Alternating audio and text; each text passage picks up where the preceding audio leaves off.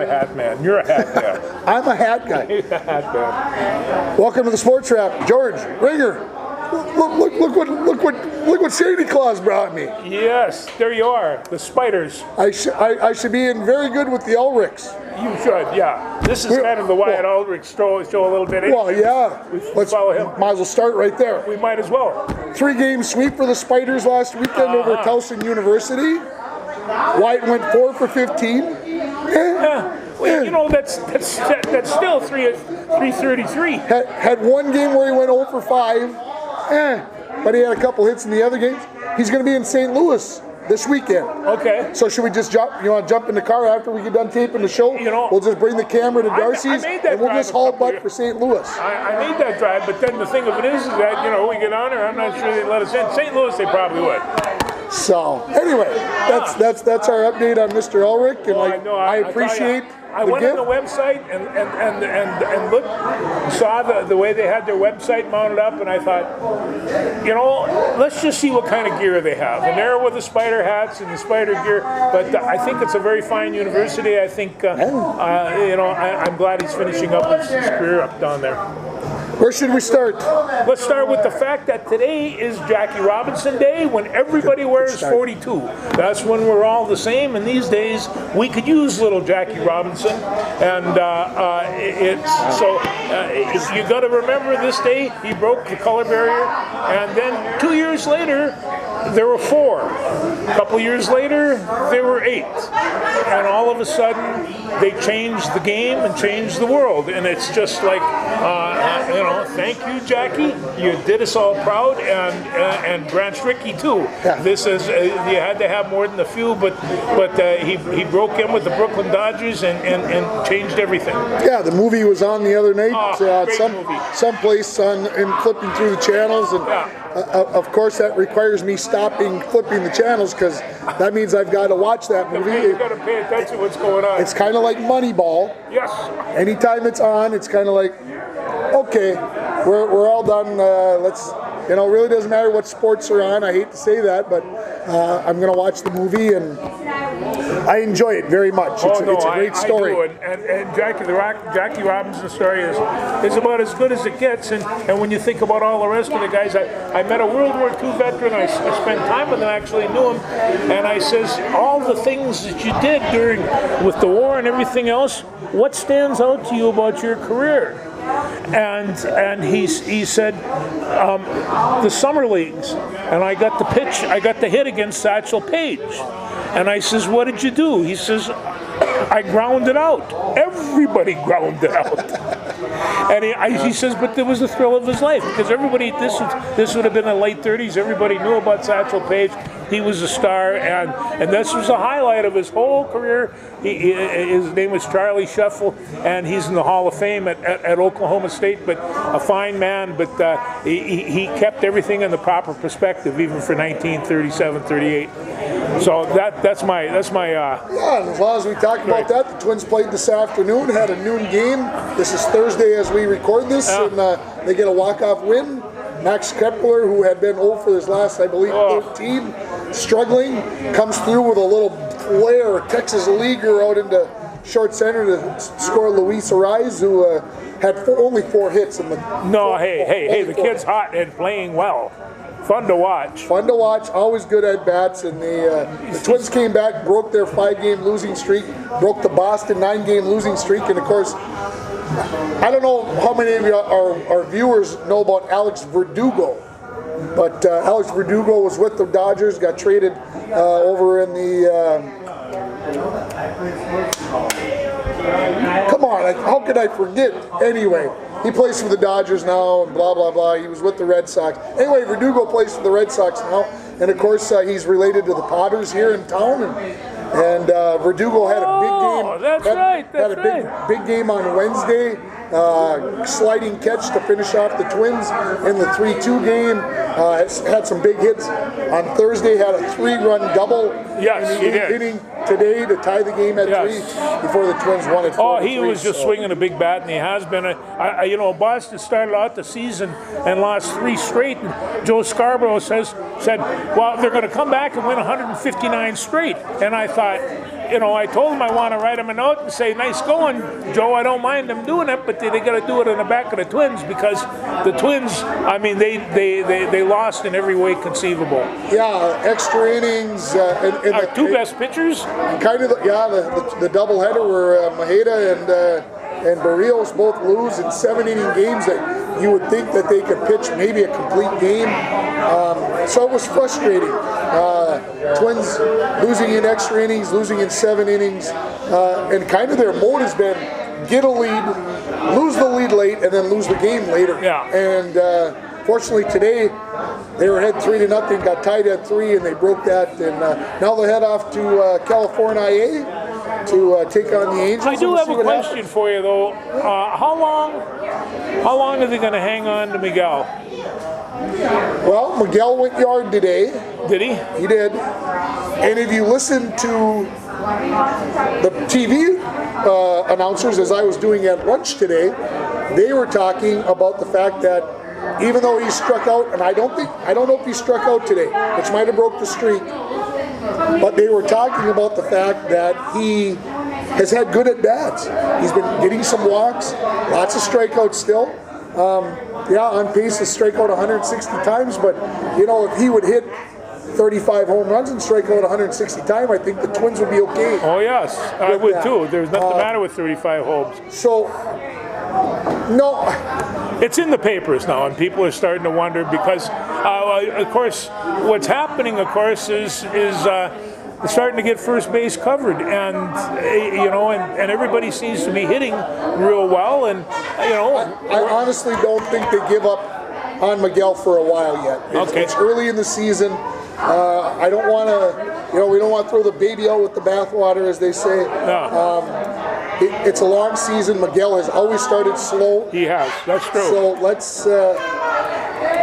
I'll say this: if we get to June 1 and he's batting 125 with 8 home runs or something, yeah, he'll go down the road and then he'll hit 50 home runs for whoever else he plays for.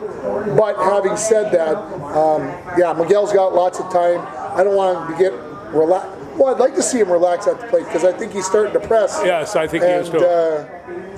He just needs to. So I heard the White Sox got a no-hitter last night. Almost a perfect game. Almost White Sox. Carlos Rodon. Almost, like you said, got to the 9th inning, hit a batter in the foot for the only base runner of the game, and the White Sox 8-0 there win over Cleveland. Second no-hitter of the year already. Yes, already. Why were these people out in Rainier today? I don't know. I think they come here. This is Thursday here, folks. Yeah, I want to make sure that, you know, everybody's hearing us. But, So I know my voice has a tendency to carry a little bit. But anyway, it's some good things going on with those guys. I said 2 no-hitters this early in the season. I think it's early in the season. That's the key. So anyway, good news on the Twins. They break that 5-game losing streak. They were in last place after yesterday's game. I know. Wow, shocking. Well, they just ordinarily don't lose them like that, and they lost them in gobs. You want to start at the top of your list over here? They just kind of wrapped off. You know, after you called me last week and said Chaska just beat Hopkins and ruined their 78 game streak. It's tough. It's tough when you win 78 in a row. And that's not good enough to be a state record. It's only good enough to tie. It's only good enough to tie. And so, you know, I thought, what kind of team is this Chaska team? Did you watch them a little bit on Friday night? I not only watched them, but I got a scouting report. You know, they were in trouble. They lost 6 games late this season because of the COVID. They were 18-0 coming in. And my sources tell me this team is no fluke. They have 3 D1 prospects on there, 2 seniors, and this Saunders girl, she's only a sophomore. And when you see them running around, you know, Hopkins, well, you said the 78-game winning streak, or you said Chaska played the semifinal game against them and just looked composed the whole time. Never got rattled. That was the thing about the championship games, the 8 championship games that there were, and I can't say I watched all of them, but I got to watch quite a bit. I was so impressed with the composure of the kids. Yes. The pressure was put on, and the limited number of bad passes, and handling the pressure, and handling the press, and shooting the ball so well. There's some good basketball players. Well, no, and you know, they have one of the girls is going to Lehigh. What does that tell you? And there is just a little, it was surprising. But the coach is just like their team. She's cool, calm, collective, and they got a fine coaching staff, and they got a really good team. And nobody should be surprised. But 57 seconds left. You know, Kaylee Van Epps tosses up, gets a great pass, takes it to the bucket on a layup, and wins the state championship. You know, in 57, now they're at the defensive end of the court for 57 seconds, and they take care of business. When you do that on the defensive end, you got a good squad. How good was Becker? You know, what can you say? I put Becker out there against Chaska and Rosemont, even though they're in 3A, and say, I give them a chance. They beat Marshall by 20, and Marshall was not a bad team. And then I get to 2A, and there's Albany, and they're going to play Providence Academy and a couple of these phenoms over there. And they took care of business as well. Albany had a very fine team, passed the ball well, protected the ball well, took good shots, the basics, threes and frees. And then Minneota, I don't even know what to say about them. How many games have they won in a row? Well, they've won a lot in a row, but they've won 3 basketball championships, girls basketball championships. Yeah. They've won 2 volleyball championships, and they've won like 2 or 3 football championships in like the last 4 seasons. So, again, we talked about what's in the water at Caledonia. What's in the water in Minneota? So, good coaches, I think. Committed kids. When you take a look at Chaska, the semis and the finals, they won both games by 2 points. It's a 4-point differential between 2 of the top teams in the state. A little bit of luck has to be involved. The bounce has got to go your way. How about on the boys' side? The boys' side. Now there was an interesting. I watched Cretin-Durham Hall and Wyzetta has a very fine basketball team. They shoot well. Right there, right? They play good defense, and I thought Cretin-Durham Hall was going to give them a run, and they really weren't in the game. And I didn't write the name of the kid down, but he's only a junior. He was the quarterback for the football team. Yes. He was a pretty good player on the basketball team, and they say his best sport is baseball. He's a catcher. They're saying, could he go for a 3-peat of championships, because they think Wyzetta might have a chance to win it in baseball as well, and I'm kind of like, wow, that's not a bad year. No, some of these schools, Wyzetta they got powerhouse sports teams on all levels for all sports. And then we go to Minnehaha Academy, okay? And I watched the game from top to bottom. I wanted to see Chet Holmgren play. He's got all the skills. He runs the court well, handles the ball well, has a beautiful 3. If I was talking about somebody 6'5", you'd say, okay, he's 7'1", and he's lean. I count 14 steps down the court, and it's just and that's for a slam at the end. So this kid is really something. He's going to have to go in the weight room, but my sources down there tell me that his dad and he thinks he's a perimeter basketball player, and he very well might be. He only weighs 195, 190 pounds. He's not very strong. Anybody who believes that he's going to go play in the post in any conference that he plays in is fooling themselves. Well, he might get hurt, but he's good rebounds. He handles the air well. This guy has superstar written all over him. How can he not come to Minnesota? Well, Jalen Suggs. And so I think that he's probably going to go to Gonzaga. But who's to say? And his dad apparently said maybe we'll all come to Minnesota and start a whole new program and run them well. You know, the big thing is that somewhere along the line we got to get used to not having offensive linemen as basketball players in the Big Ten. Get those sleek ones, those skinny ones, like Anderson used to have over in the range. Yeah.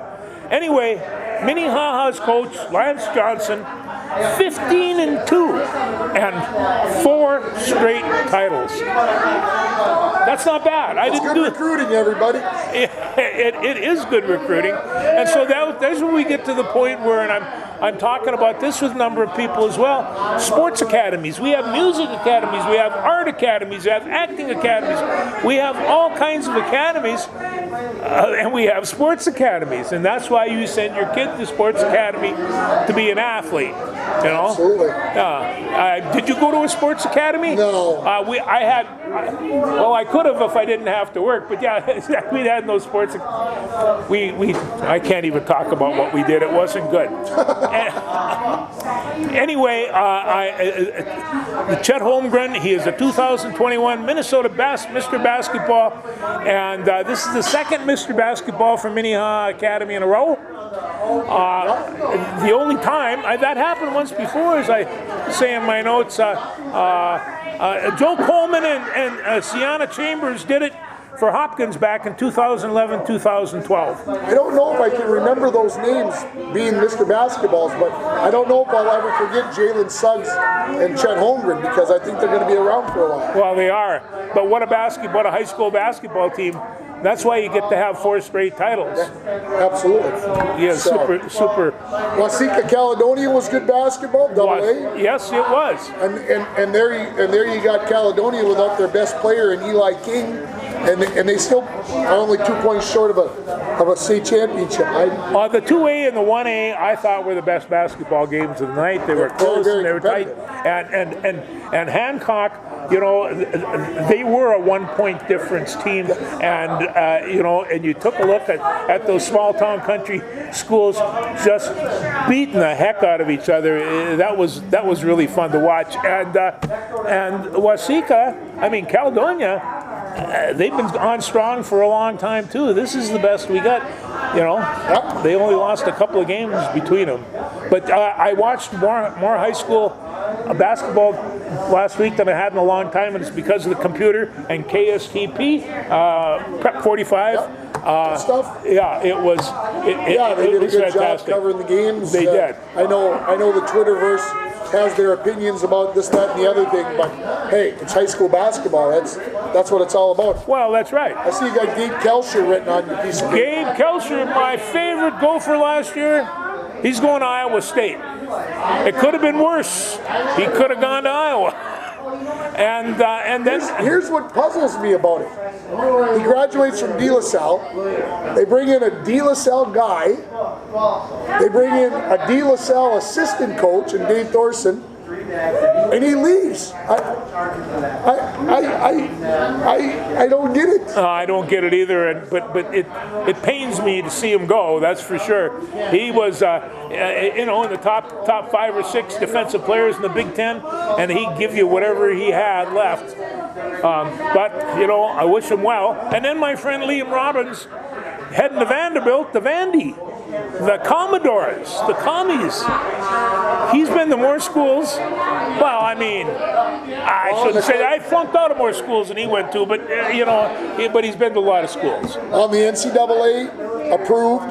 Yes. Yesterday or today, I think yesterday, that basketball, football, the major sports don't have to wait a year anymore. Yeah. So you're going to see lots more of this. This is going to open up. Business. Well, and I tell you, what's going to happen is people are going to start. This is going to get so complicated. People will all of a sudden start getting agents. Here, this is a good school for you to go to, and help look for them. And they'll be recruiting, going right out. And so I talk about this right along as we're talking about Dave Thorson, the coach at De La Salle, the coach of all these guys. He's on Ben Johnson's staff, and he is basically, what did I say on his job was? but basically, it's recruitment. And work the officials. And work the officials. That's what he did for Clem Haskins. That's what he did for De La Salle. That's what he did for De La Salle. He was the head coach. He's a good coach. Yeah. Dave, if you're ever watching the show, you're a guy that I want on my team if I'm cheering for that team, and I hate your guts if you're on the opposite team. In-school recruiting has been a sore spot, but while he's here, that's what he's there. So his title is Builder of Relationships and Evaluation of Talent.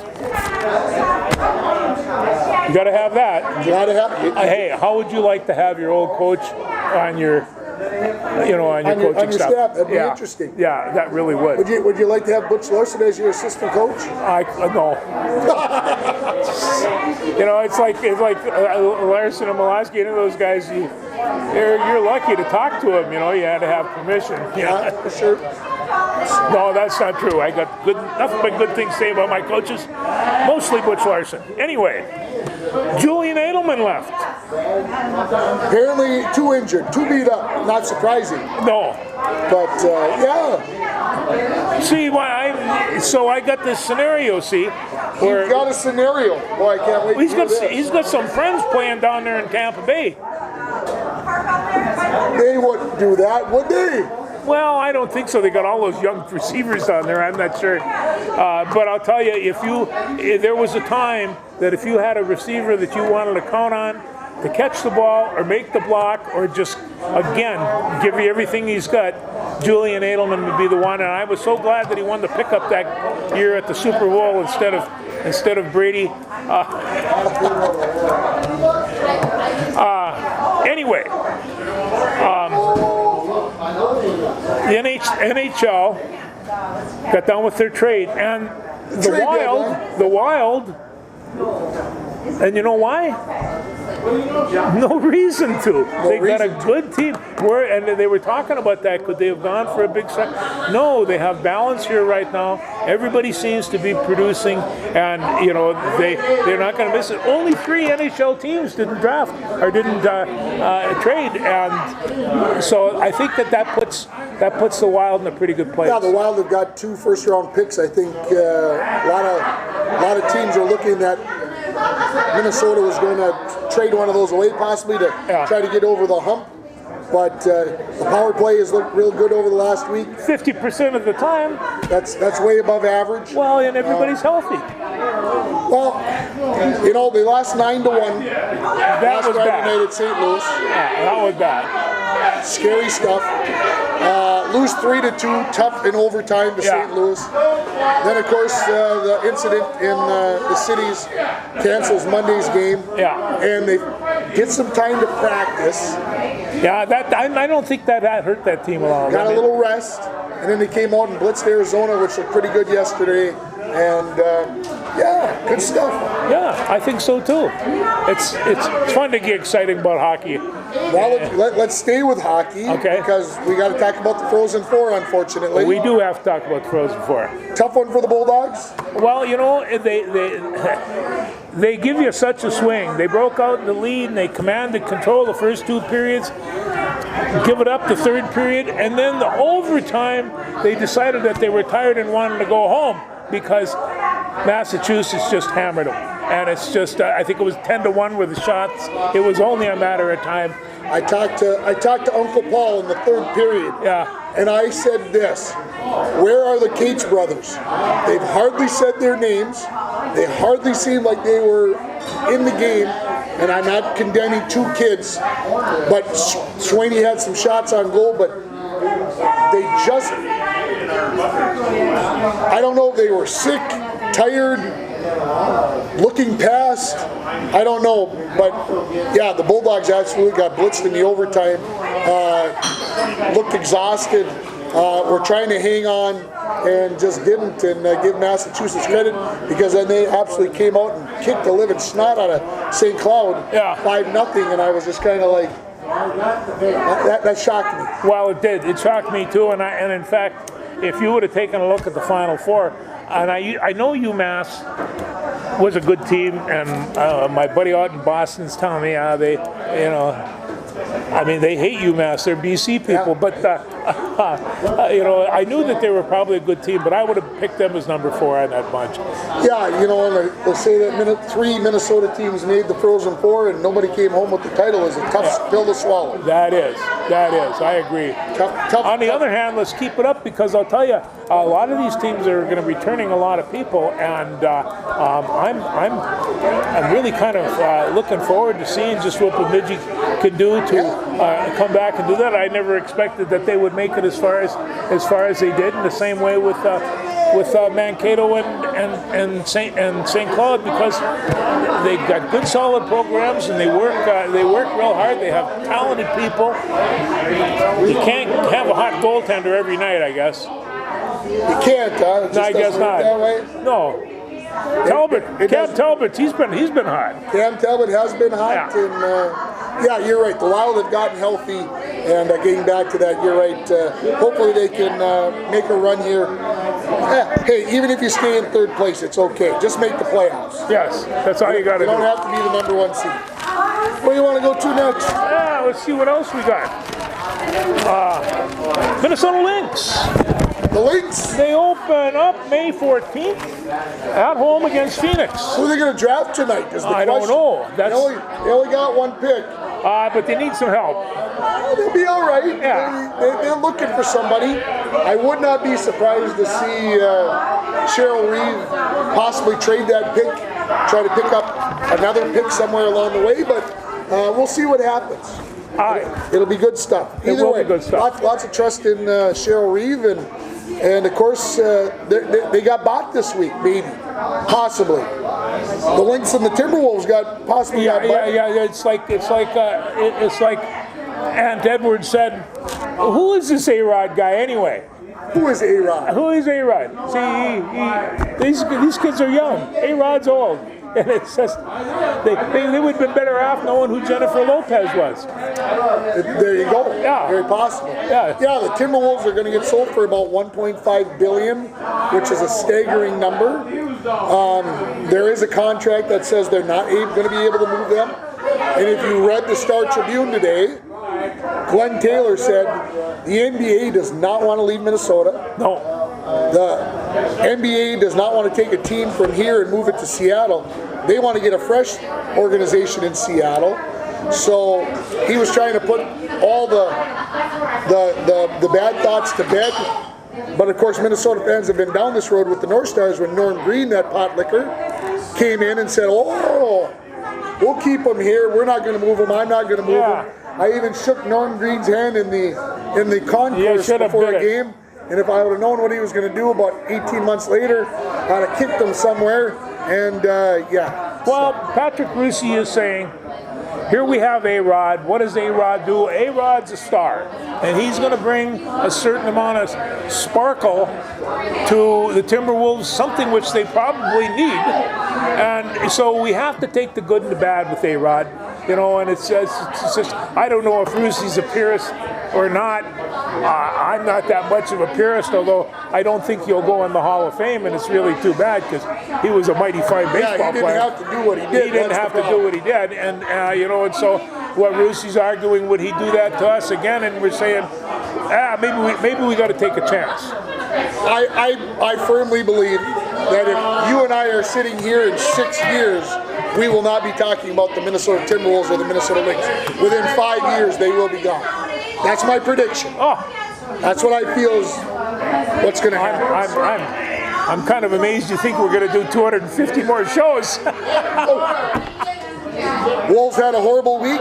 They did. They're on track to have the most ping pong balls in the lottery bin. We'll see what happens. Oh, listen, and I don't want to sound naive here, but this team is not without talent, and they've kind of got, they got in the middle of coaches changes and philosophies and blah blah this, blah blah that.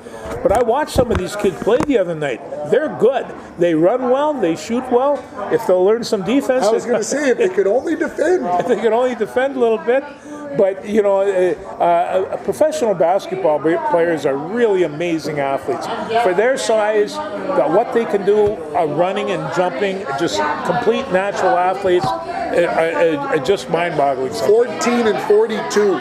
Yeah, that's not good. Ishkabibble. Yeah, Ishkabibble. That must be German for something. That's bad news. Where do you want to go to next? Okay, I'm not sure. I go. You take a subject. Well, I'll take a subject. Let's go back to Gopher Sports. Yes. Gopher volleyball. Oh, they're starting tonight. NCAA tournament in about an hour and 10 minutes or so. They'll get things underway against Georgia Tech.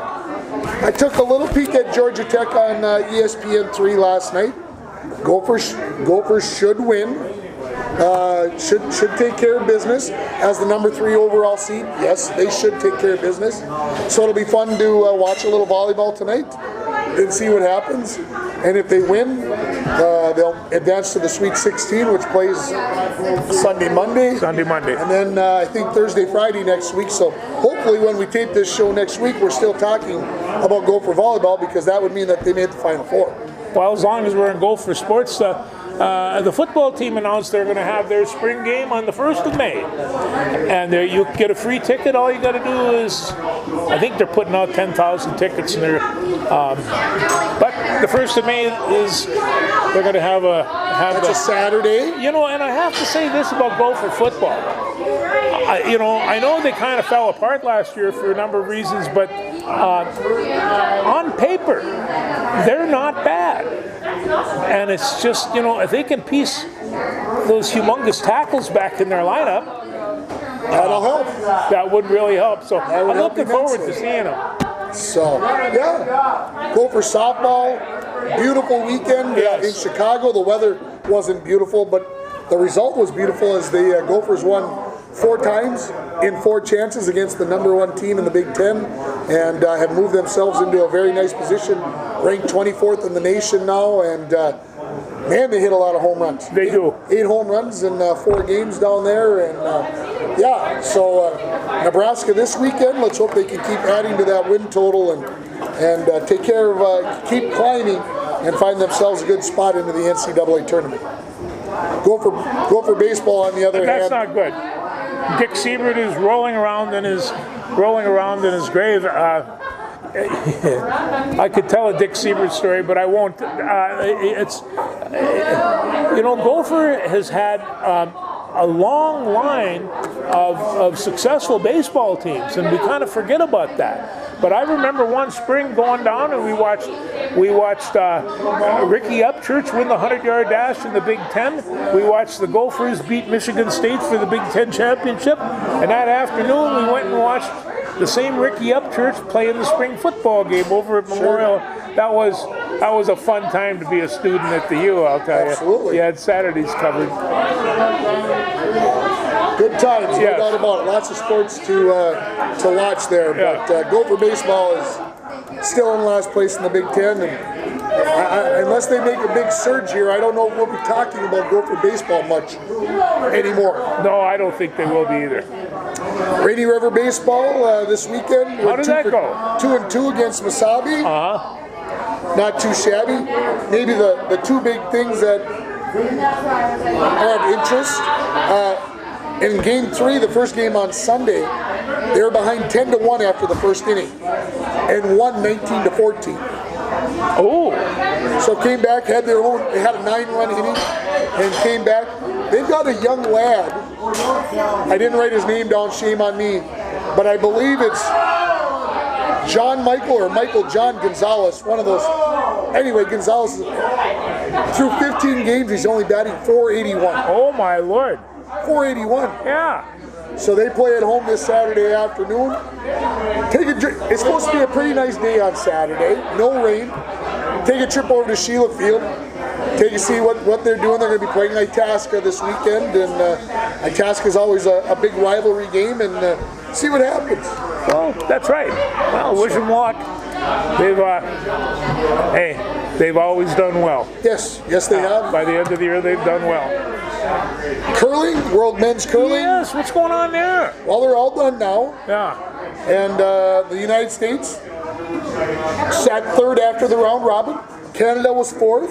So that means you qualified for the Olympics. Sure. So good job, John Schuster.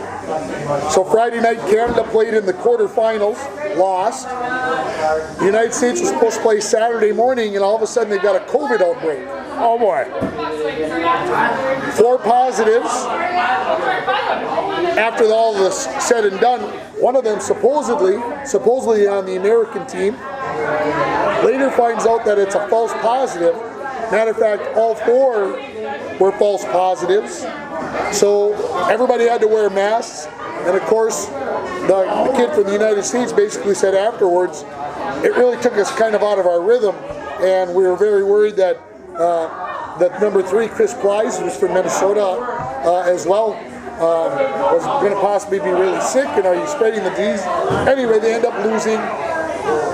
Is that sour grapes? Anyway, they lose in the quarterfinals as well. Sweden wins it all. They've won 3 in a row now, so tough one for the Americans, but they do make the Olympics. So. Well, that's good, and that's in Beijing next winter? And that is in China next winter, yeah. Hopefully.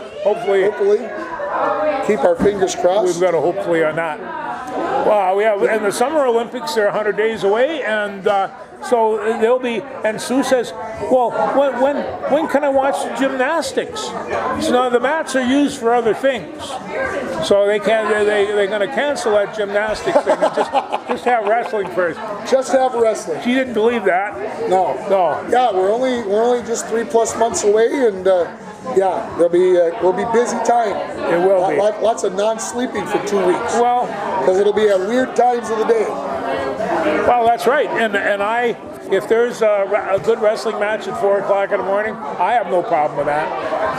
I've done that many times. Did you watch the Masters on Sunday? I did watch the Masters, or at least parts of it, because they got this guy from Japan that just kind of took everybody apart.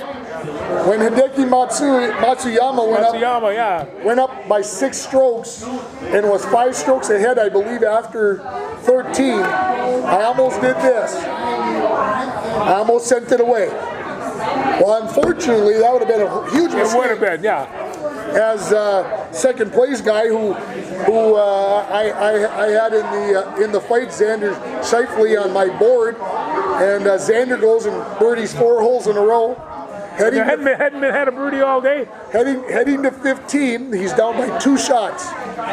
Excuse me, into 16 after all the debacle, because Hideki hits it into the water, over the water. I've never seen anybody hit over into the pond on 16 on 15. And then Xander had a chance, but hit it into the bunker. Could have really put some pressure on. So he gets to -12, Hideki, -10, Xander.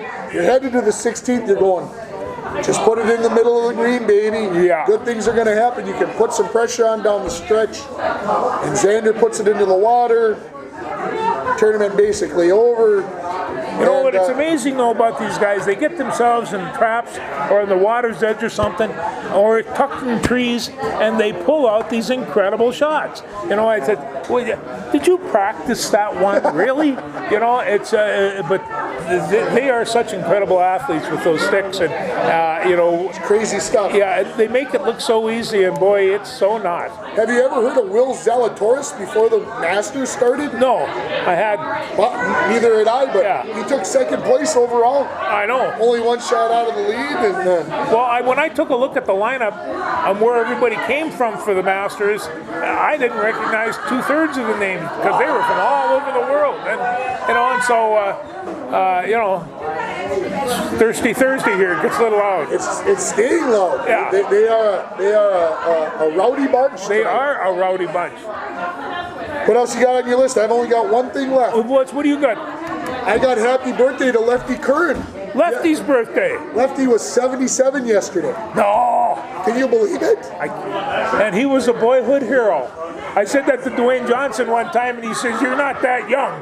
But yeah, you can't find any better than Lefty. And Pops would have been 99 on Monday. Oh, and he would have been pushing for 100. He would have been pushing for 100. So a couple of former Bronco greats. And like I said to Lefty on the radio yesterday morning, would love to wish you a happy birthday. Hope he's in good health. I haven't talked to him since last summer, and but I hope that Lefty's feeling good. Yes, we would have heard otherwise if he didn't. Yes. That's it. That's what I got. Hey, what do you got? That's kind of what I am. Where are we at with Bronco Sports? Anything to wrap up there? Well, you know, Baseball? Bronco Sports had the COVID issue, yeah? so they can't start their games until Monday. But once Monday rolls around, folks, hang on to your because it's going to get busy. Okay. It's. I looked at my schedule the other day. Starting today, there's not a day out from sports, including Sundays, with Rainy River playing on Saturdays and Sundays and Wednesdays. There's not a day without sports in the borderland until the 15th of May. All right. So that's a month straight that there's something going on. A team in the borderland is going to be playing. So get out there, support the kids, and see what the heck happens. It's a good time. Hopefully the weather will cooperate. What do we got? Prom coming up too, don't we? We've got prom coming up. Yeah. I've got 3 games on the radio next week. Oh boy, you're traveling.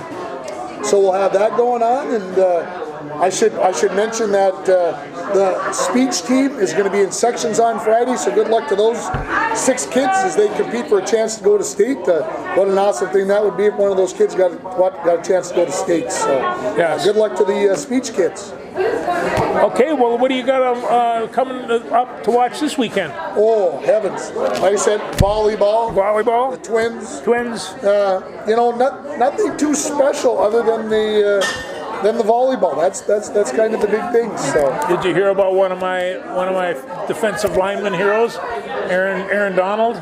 Oh, yeah. Yeah. I don't. Doesn't it seem a little strange? Well, you know, I'm going to tell you right now, if anybody challenges Aaron Donald and figure that they're going to make out, that would be a foolish decision. But it also, if he loses it, which he is capable of probably doing with his physical skills, he's dangerous then. So I hope it works out for him, because he's an incredible football player, and I hate to see this happen to a guy like that. Watch the Spiders on ESPN Plus this weekend. Yes. I believe that tomorrow's game, Friday's game, which will be already done by the time most of you get a chance to watch this, is on ESPN Plus. Doubleheader on Saturday, 1 on Sunday. So hopefully I can fit that into my busy schedule. Well, you got a hat for the Riot Ulrich fan club, and you're good to go. I appreciate it. Yeah, you like that. You look good. Looks good on you. Absolutely. Hey, thanks everybody. Thank you. Take care.